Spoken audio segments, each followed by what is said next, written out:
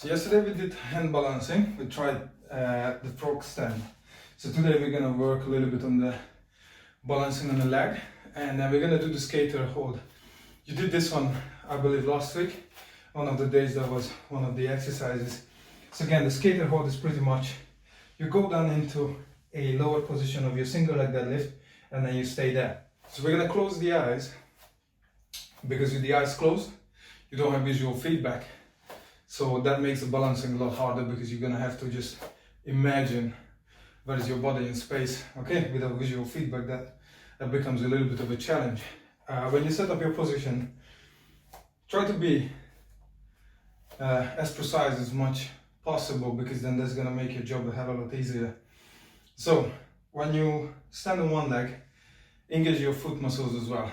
Try to grab the floor, either carpet, your mat, whatever, and dig in with your toes. Imagine you're standing in sand. That's gonna give you engagement from the ground up straight away. Okay, and then from that position, we're just gonna go down to that lower position of the single leg deadlift. First, with your eyes open. Well, make sure that your knees slightly bend, your hips are square to the floor, chest square to the floor. You maintain a neutral back with your shoulder blades back and down, and then hands behind you. This is slightly more advanced than having the hands out to the side, because then you can use them for balancing. You choose which variation works for you. I want you to the back leg. I want the back leg to be engaged as well. And then from here, when you find your balance, then you close your eyes, and this is where the game begins. And you can see probably that my knee instantly started to shake. It takes a little bit of a time until I can figure out where exactly my body is and what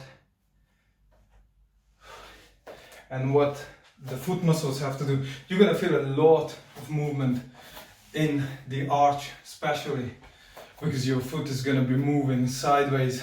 Back and forth is not gonna be that big of an issue, but sideways, and then you're gonna have to do a lot of micro adjustment.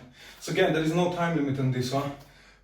Pick up your position, make sure that you spend time setting it up correctly, and then challenge yourself. Stay as long as you can on one leg, do a little countdown in your head, and then you're gonna have to replicate that on the other side as well. Try to aim for the same amount of time, and then don't be surprised if one leg performs better than the other one, because either you're right-handed, left-handed, one of your side is more coordinated than the other one. You've been doing fine-tuning since you were born, so that's the explanation there. So don't get confused with that. Try to do same amount of time on both sides, so you're gonna build equal strength. Have fun.